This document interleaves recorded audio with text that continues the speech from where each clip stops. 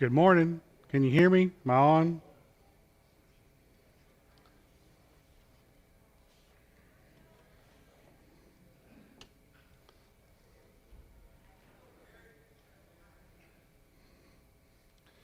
We are going to continue our look at the book of Colossians. We did some background last week. Remember, as we go through this, the context, the intent, and the application. We talked about last week that Paul is addressing some issues within the church in Colossia. He starts off with some encouragement. We're going to start looking at some of the things he was concerned about, and rightfully so. We start off, I've kind of broken it up, and we may or may not get through all this, which that's fine. I'm not too worried about it. But in chapter 1, starting in verse 15, basically verses 15 through 23, we read this last week. Paul is establishing a foundation. He's establishing who's head, who has authority over all, who has authority over all things. In these verses, he talks about he is the image of the invisible God, the firstborn of all creation, for by him all things were created. Now, that makes a lot of sense when we get in the later verses and we understand what Paul is talking about, where you have some pagan ideas and some Jewish traditions seeping into the church. And so once you understand what his intent is and what the context is, this makes a lot more sense. So he's establishing Christ as that foundation. He says, in heaven and in earth, visible and invisible, whether thrones or dominions, rulers or authorities, all things were created through him and for him.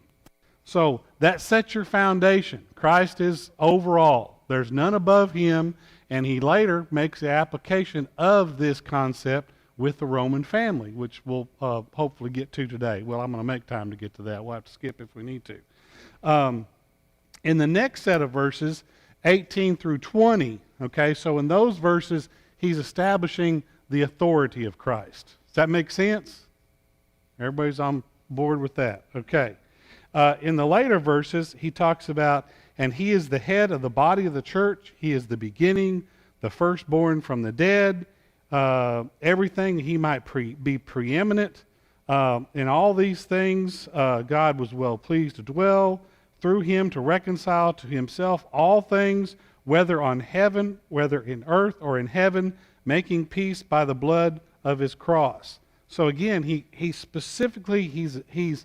addressing these things. He specifically says whether earth or heaven, because later on he talks about that there was even some angel worshiping going on. So again, he's establishing that he has the authority. Christ has developed the new covenant, the church, of which he is head over all these things. Okay, does that make sense? Okay. He goes on in starting in verse 21, he says, "And you who were once alienated and hostile in mind, doing evil deeds, he has now reconciled." So he's going back and establishing that you were once these people. You were once separated. You were once alienated. But now you have been reconciled. Not through the things that you're trying to bring in, but through Christ, who has authority and preeminence over all things.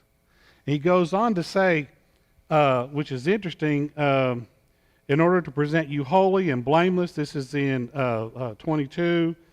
In 23, if indeed you continue in the faith, stable and steadfast, not shifting. If indeed you continue. So right there, he's establishing an issue that there is a possibility. There is a possibility of them falling away from where they should be. It's a warning to them. And he encourages them, he says, to continue in the faith, stable, steadfast, and not shifting. My mind went to where? Can y'all think of where it went to? the man who built his house upon the sand. Okay?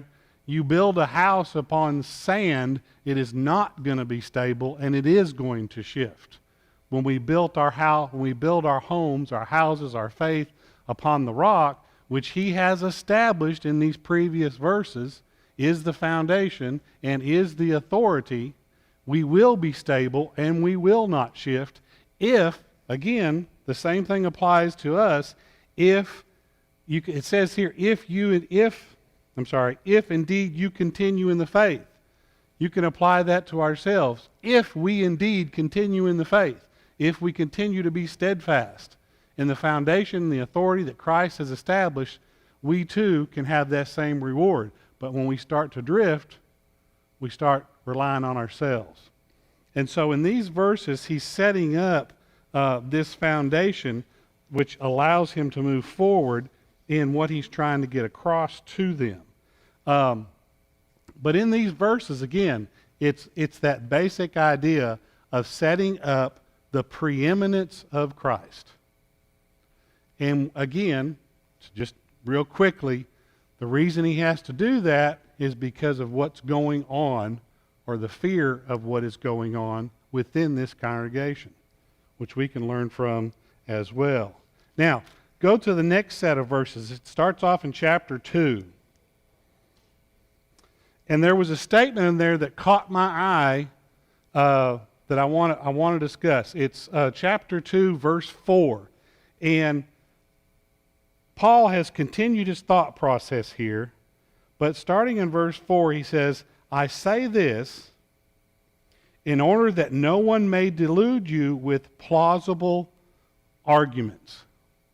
Now, when we use the term plausible arguments, what does that mean? If something is plausible, it's what? It's possible. It's a possibility.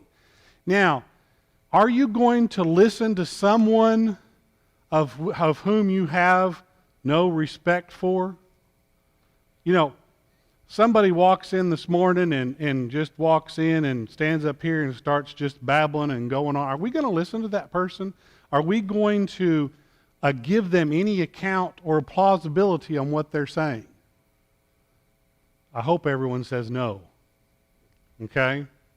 But if Mark or Bill or Tommy or Galen or Frank or myself, if we stand up here and we say something, and maybe you're thinking, I'm not sure, but there's plausibility, right?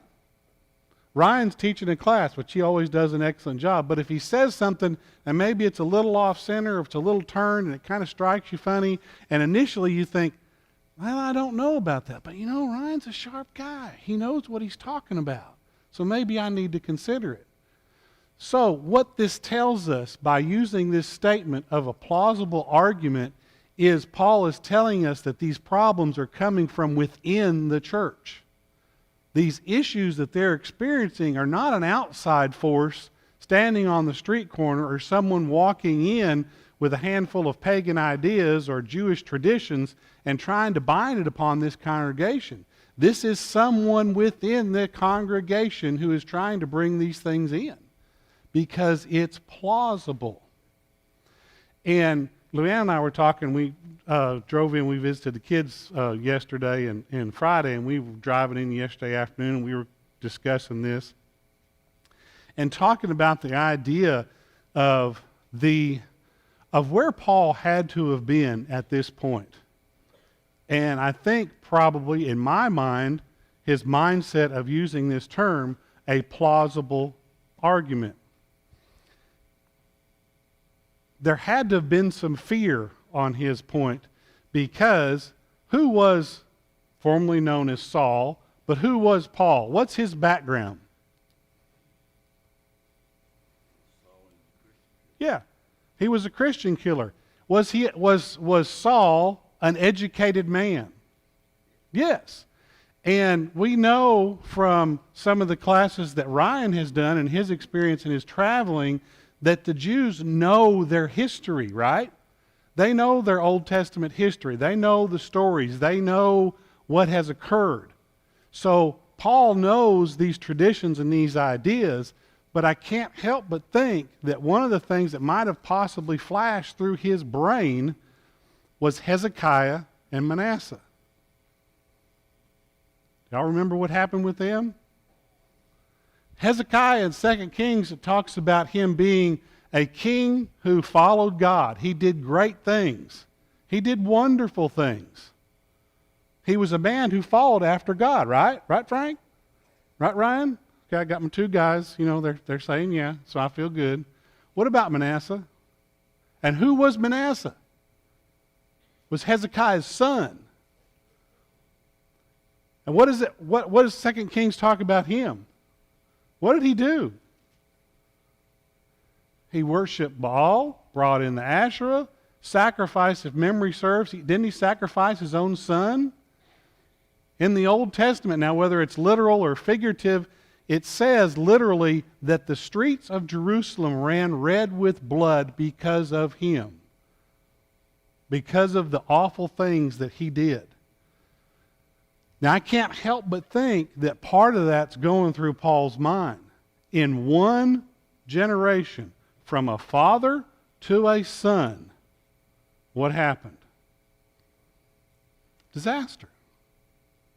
So I can't help but think in my mind that when Paul is writing this letter and he's seeing what's going on, that those types of things aren't running through his brain, and the red light, the emergency, the red alerts going off in his brain, because he knows how fast this can happen and what can occur, considering what is happening with the pagan ideas that are creeping in and the traditions of the Jews they're wanting to impose. Just made sense to me. Now, we do know what happened to Manasseh long term. Y'all remember? He was caught by the Assyrians. He was made captive. He did repent. He asked for forgiveness. God forgave him. But guess what? The damage was already done. And so part of what Paul has got to be thinking, just in my mind, is he's got to be thinking about those things and the issues that came up, and using this term, plausible arguments, okay? And he continues this thought in the next set of verses. In chapter 2, 16 through 15, basically trying to get them to understand where they are. Now he starts off, verse 6, he says, therefore, so, as you received Christ. So he is referring back to what he just talked about. Remember, we've said this many times. When you use the term therefore, you're referring back. So this is a group of individuals who have received Christ. He said, so walk in him, rooted and build up in him, established in the faith as you were taught, abounding in thanksgiving. See to it that no one takes you captive by philosophy, empty deceit, according to human tradition, according to the elemental spirits of the world, and not according to Christ. So he's establishing these ideas. He's starting to dig. He's starting to address what's actually going on with them. And he's obviously concerned about what's going on. He again goes back and he says in verse 10, and you have been filled in him who is the head of all authority, rule and authority, established as they were buried in baptism, they were raised in him, and you who were dead in your transgressions, this is verse 13, trespasses and uncircumcision of your flesh, God made alive together with him, having forgiven us all trespasses by canceling the record of debt.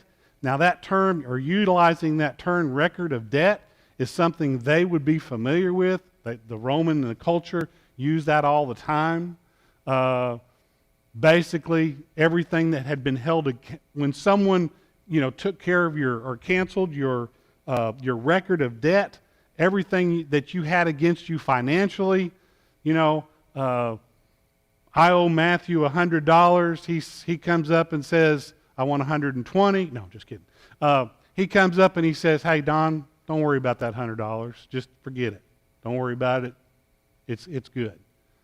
So he's canceling that record of debt.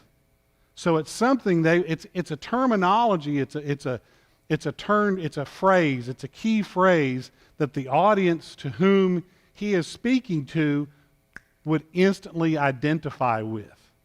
It's kind of like Luann and I were talking one time about all the phrases that we utilize. Some of them come from movies that have different meanings. Like, what do I mean when I say, Frank, you're going to need a bigger boat?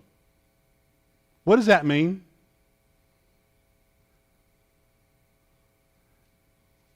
Nobody knows.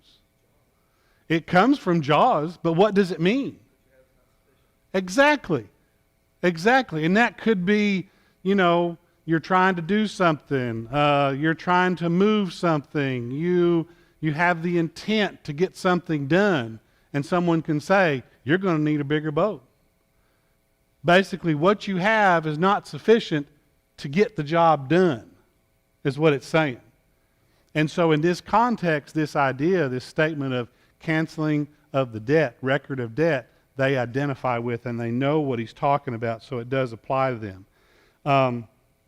So he's continuing these thoughts. He's laying his groundwork. Now, in, again, chapter 2, 16 through 23 is an interesting set of verses. He starts off, he says, therefore, again, referring back, let no one pass judgment on you. Now, do you think, from my experience, my short life, have you ever had someone misuse this verse? How do they misuse it? Yeah, exactly. Exactly. You're trying to, maybe you've got a Bible study with somebody, or you're talking to someone, you're trying to counsel, work with them, and they might bring this verse up and say, well, Bill, you can't judge me. You can't tell me what to do. It's right there in the Bible. That's not what that means. That's not what Paul's talking about. Look at the context of what he's talking about. He says, therefore, let no one pass judgment on you in questions of food or drink or regard to festival or new moon or Sabbath. These are a shadow of things to come, but the substance belongs to Christ. Let no one disqualify you. And we'll look at some of the other things. He's talking to the Christians there because of the pressure they're getting from those who are trying to bring these influences, which he lists here just right after this verse. Don't let yourself be influenced. Don't allow these people to judge you or your faith in Christ by the things they're trying to bring in. No, it's these things, the traditions, the pagan things, the asceticism that they're trying to bring in, these physical practices. Don't let them judge you on that. Because of what? What had Paul already established in the previous verses? Who has authority? Who has foundation? That's why he keeps saying, and therefore, because of the things I've already said, don't allow them to judge you on these things of which Christ has authority over. Does that make sense? Just go like this, and that way you're neutral. Okay. But he says, let no one disqualify you, insisting on asceticism, worship of angels, going in detail about visions, puffed up without reason by the sensuous mind, not holding fast to the head, which is Christ. So he wants them to be steadfast. In the previous verses we didn't look at because I wanted to move on to some other things, but in 1:24 through part of 2, Paul talks about his imprisonment and the sacrifice and the sacrifices he's made that he's proud to have done. But the expectation is that they should be doing the same and not allow themselves to be swayed by other individuals bringing in these teaching, these ideas of which they don't need to be listening to. Okay? So he's encouraging them to hold fast. He goes on, starting in verse 20, he says, if with Christ you died to the elemental spirits of the world. So he's basically saying if, which means if you did these things, you have died to these things that they're trying to bring in. The visions, the worship of angels, all these different types of things. If you have died to these things, why, as if you were still alive in the world, do not submit to regulations?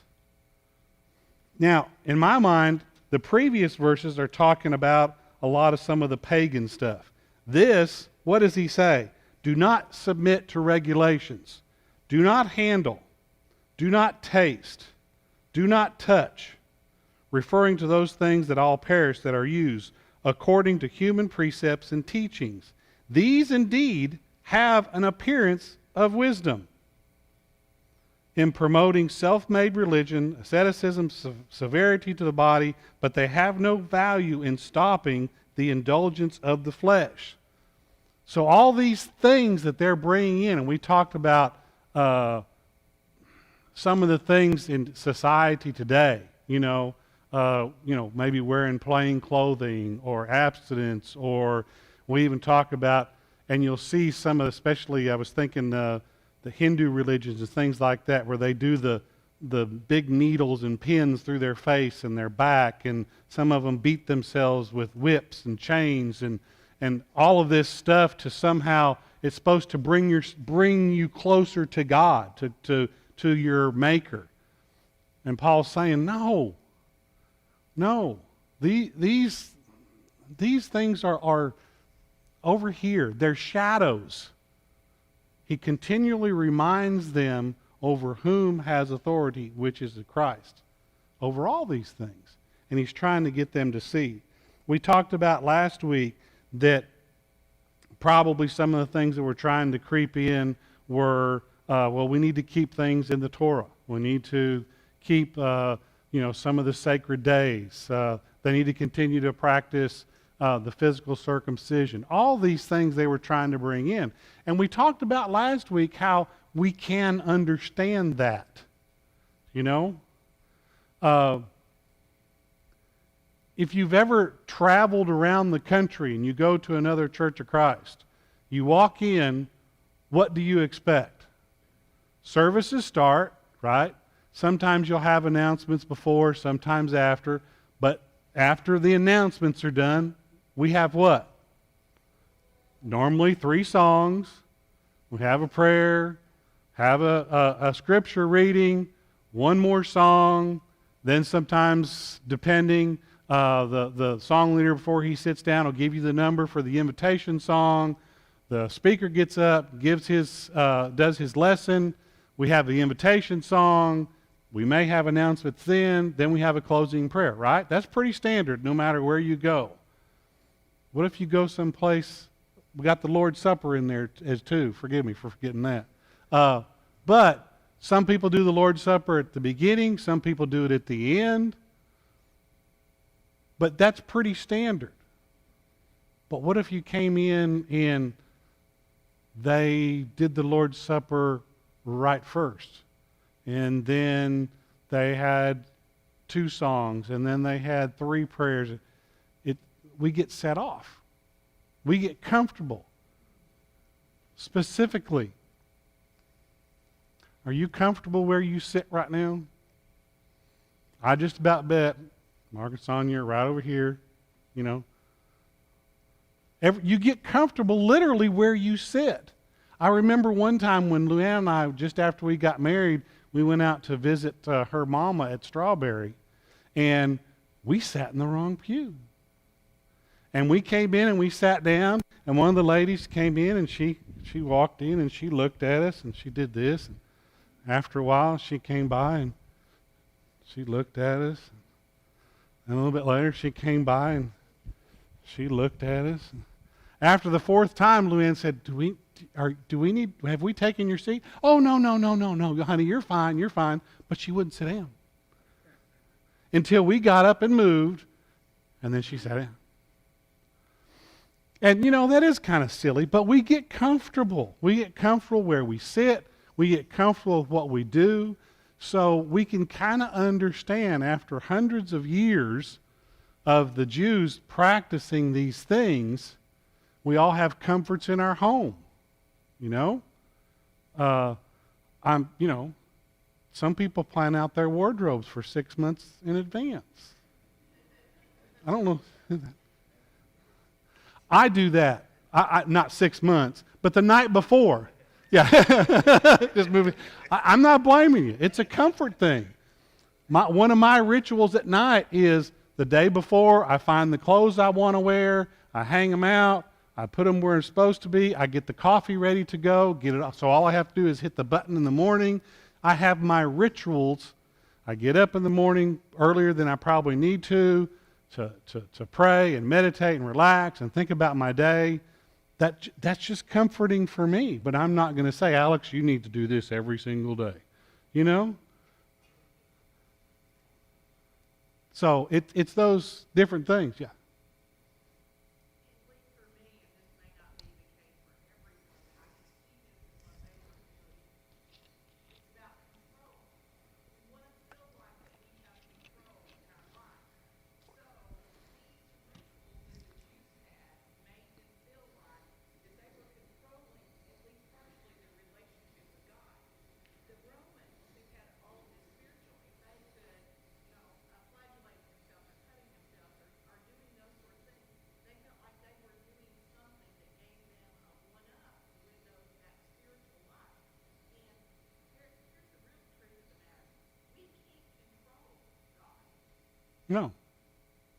No. And sometimes it's difficult for us to just give that up. To pray to God and say, do everything we can in any given situation. Pray for guidance, for wisdom, for forgiveness, for grace, whatever it may be. But there comes a point in all our lives when we have to just say, and the rest of it, God, is in your hands. Because there's nothing I can do about it. Just got to move on.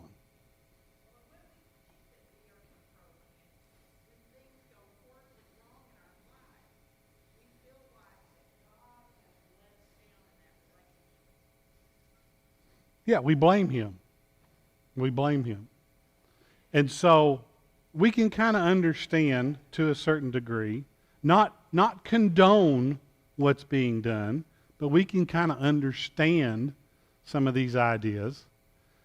We ourselves also need to be careful and not bring in something because we're comfortable with it. Well, I like to do this. Well, that's okay, but that's not something that it's ordained or something we have to do or should be placed upon others. So we do have to be careful of that.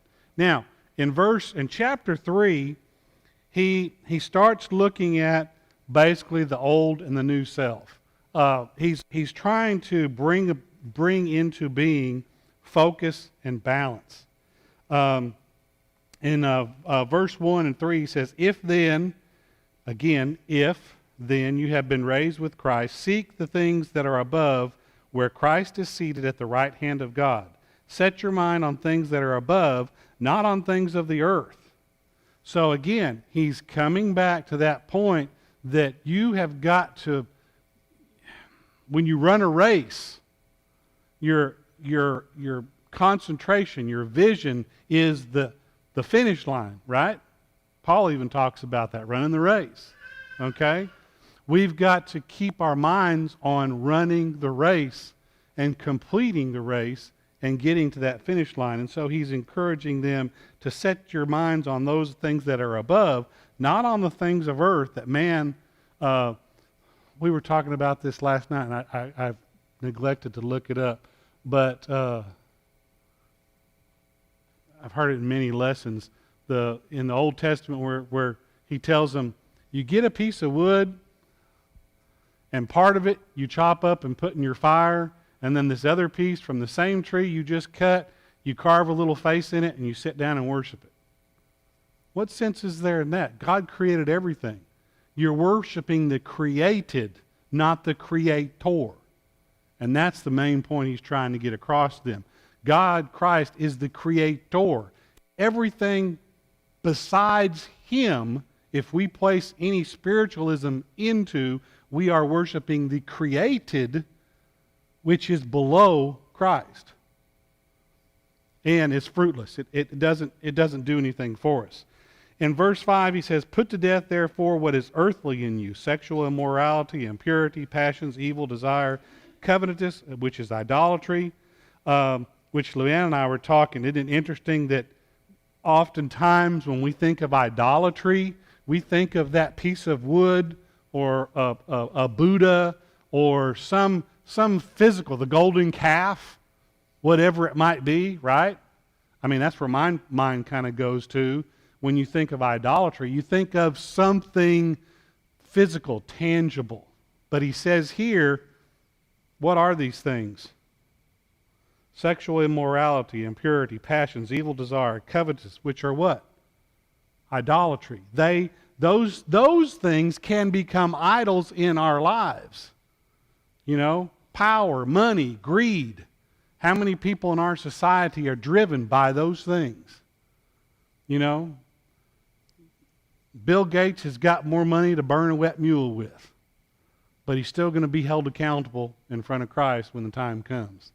Christ isn't going to say, when it comes time for judgment, "You're Bill Gates. Well, come on in." No, he's not going to grade it by how much money he's got in the bank. Okay? He says, "Put to death, therefore, what is earthly in you." Get rid of these things. "But now you must put them away: anger, wrath, malice, slander, obscene talk from your mouth. Do not lie to one another, seeing that you've put off the old self." These are the old things. Okay? This is the old way of living that he is outlining for them. And these things have got to be put away. He says, "Put on the new self." And he goes on in verse 11 to emphasize the fact there is neither Greek, Jew, circumcised, uncircumcised, barbarian, Scythian, slave, free. All are in Christ. All. So Christ breaks those barriers. Okay? You know, in our society we talk about acceptance and diversity and all those things. Christ is the author of that. He accepts everyone. Okay? "Put on then," in verse 12, "as God's chosen ones, holy and beloved, compassionate hearts, kindness, humility, meekness, patience, bearing with one another, and if one has a complaint against another, forgiving each other. As the Lord has forgiven you, you must also forgive." Above all these put our love, which binds everything together in perfect harmony, and let the peace of Christ rule in your hearts, to which indeed you were called in one body. And be thankful.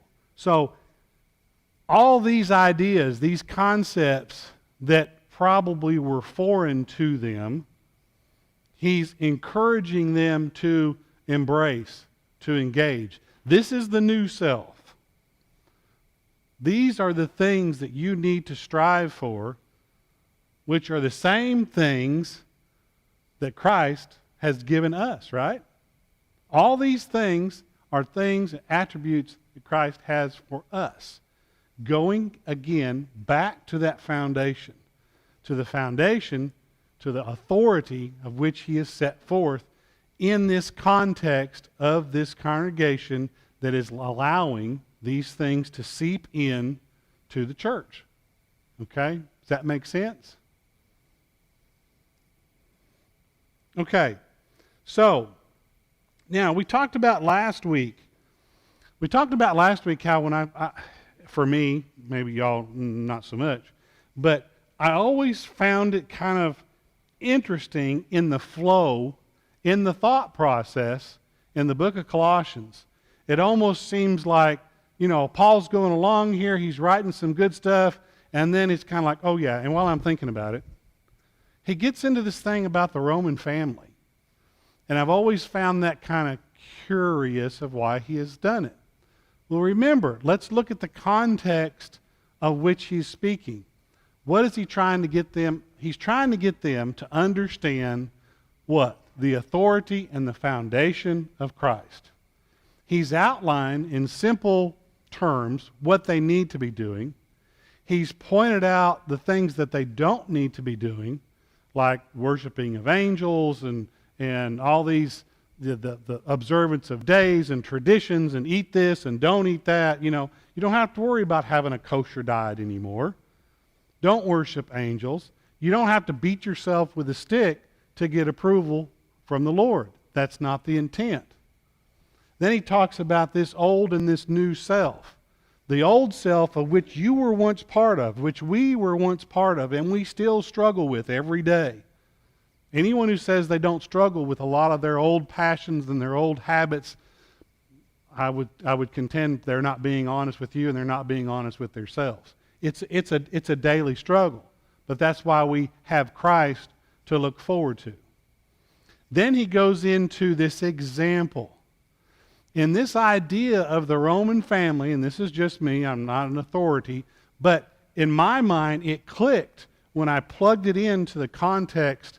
He's making a direct application of this new life, right?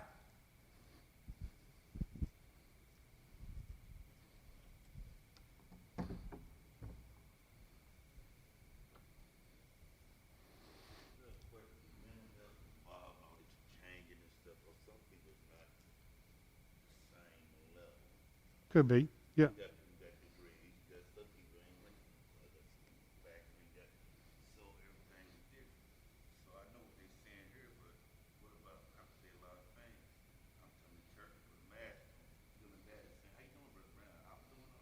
Yeah.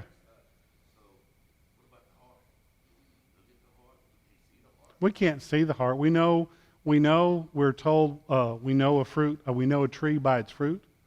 And oftentimes, he talks about that idea of being able to go to a brother when you need that help, having someone to talk to. I think that's real important. He looks at the Roman family, okay? Now, the Roman household was set up fairly different. You had the husband, father, okay? He was the Lord and master of his household. What he said goes. No questions. The children, the wife, the children, the bondservants, the slaves were treated as possessions, which is kind of a foreign idea to us, especially with wife and kids, okay? But they were treated as they were mere possessions. The head of the household in a Roman family actually had power of life and death over everyone in his household. The drop of a hat, you're out of here. To the point, he could have them killed. Luann and I were talking about the influence of the Christians. It was very common in Roman culture that if a baby was born and they didn't want the child, just took it out to the trash heap, threw it on the trash, walked away from it. That was very common for them.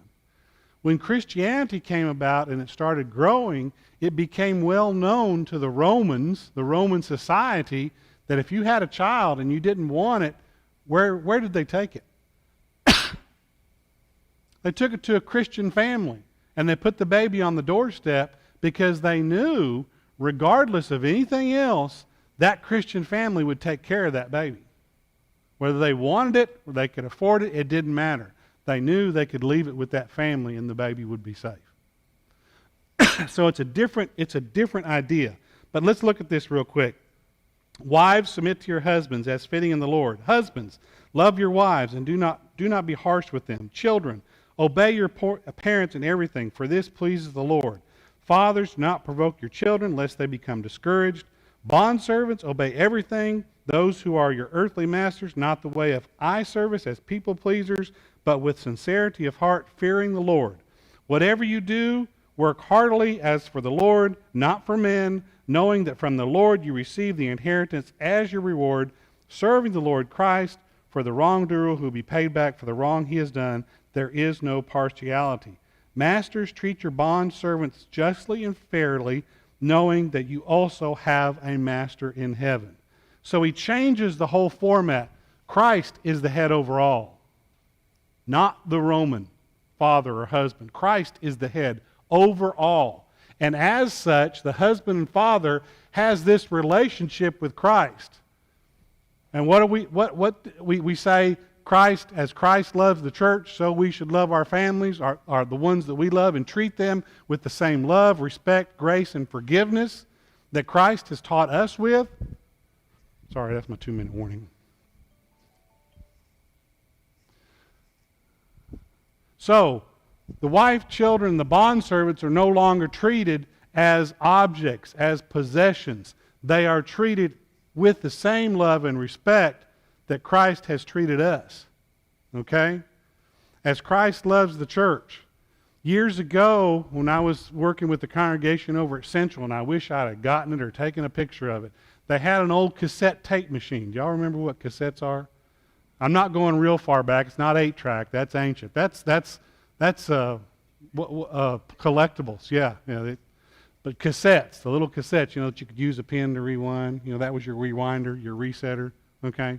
Hey, real quick, last night, Luann was reading to our little grandson, Clay. She was reading a book to him, and he said, "Sweetie, could you pause that for a minute?" He had to go do something, so he wanted her to pause the book. They think different, I'm telling you. Anyway, on that tape machine, it had literally, the top part said master, the bottom part said slave. Now that's not derogatory in any form or fashion. This is the master copy. What you want to copy, you put in that master slot. The slave, or what's to be copied, is put right underneath it. You put them both in, and you hit record, and they start at the same time. And what is on this immediately goes and is copied onto this. And that's exactly what Christ is telling us. He is the master, we are the slave. And everything he does, we should copy. Does that make sense? Nothing goes on that second tape that's not on this. It copies it. And as such, that's what Paul's trying to get across to us. The positive impact of reestablishing the family unit within the Roman society and culture was tremendous. We know in time what happened. Now, they kind of got off track, but what happened to the Roman Empire? They became Christian. They kind of lost their way along the way, but that's another discussion. Okay? They had a positive influence on the entire empire of Rome. And where did it start? Right here in Mayberry, folks. With the family. By setting up this hierarchy, getting them to